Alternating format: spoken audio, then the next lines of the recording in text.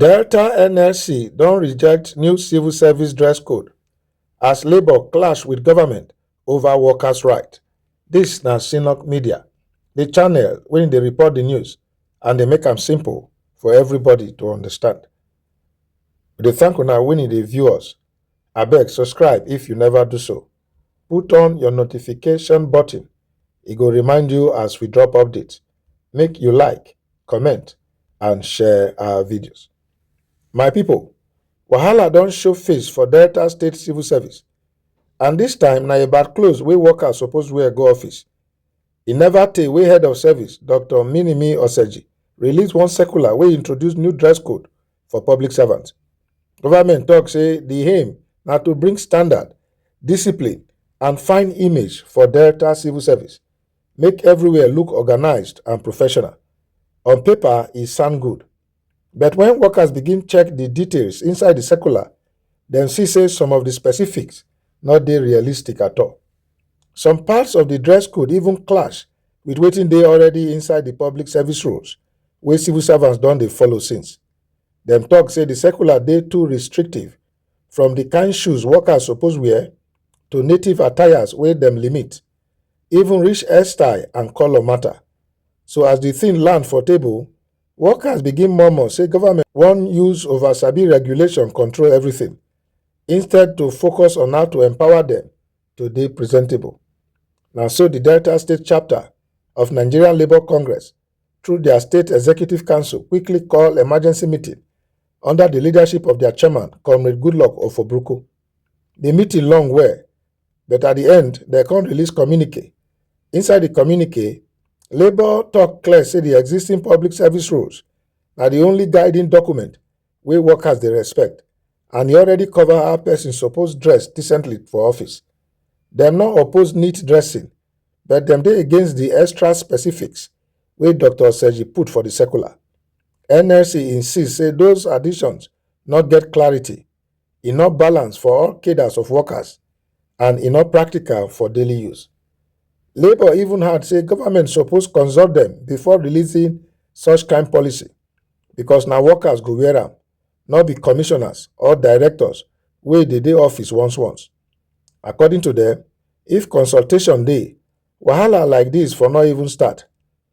SEC also yarn say instead of trying to impose rigid codes, government suppose dey empower civil servants to fit dress well with confidence and dignity, like law officers, protocol officers, or even assembly staff wey always dey well kitted. But the matter no end for dress code alone. Labour still use the opportunity raise other issues wey dey touch workers' life. First na pensions. NLC commend Governor Sheriff Oborevwori for releasing 10 billion naira to pay pensioners. According to am, na strong signal say government still dey committed to the welfare of retirees wey don give their active years to serve the state. But Labour no stop there. Dem beg government make e go the extra mile to clear the backlog of arrears, because plenty retirees still dey suffer, waiting for their balance. Then the issue of motorcycle Operators Union of Nigeria enter. NLC SEC recognize say the union dey legit for Delta State, but dem condemn the way security agents dey harass members. Dem point finger at one letter wey Secretary to the state government, Dr. Kingsley Emu, write go give police and army, wey according to Labour dey trigger intimidation.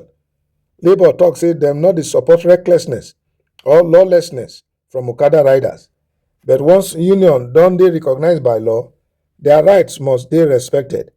SEC come warn say if this harassment no stop, e fit push government and Labour enter avoidable collision course, something wey fit disturb the peace of the state.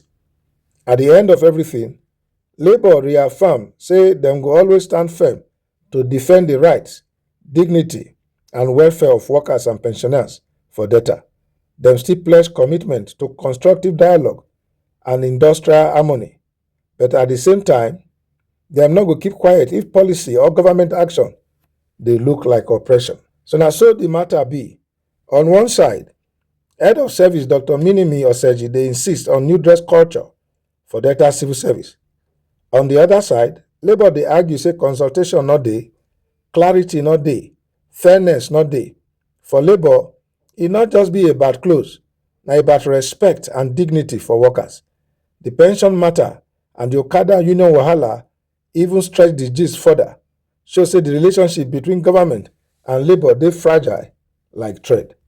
The question wey still dey hang be this: who go shift ground first? Government when e want discipline and fine image, or labor wey dey stand for consultation and workers' dignity? My people, na only time go tell. But one thing sure, if harassment of workers continue, and if dialogue no dey happen, the clash wey labor dey warn about fit really land. Before now, dress code for Nigerian public service no be today matter.